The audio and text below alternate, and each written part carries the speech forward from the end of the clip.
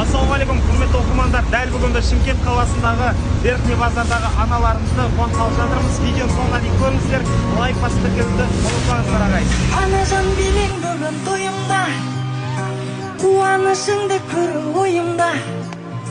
Бақтардан гүлдердірейін, барлығын сізге берейін, сіз бірақ билет берін тойымда. Бақтардан гүлдердірейін, барлығын сізге берейін, сіз бірақ билет берін тойымда. Анажан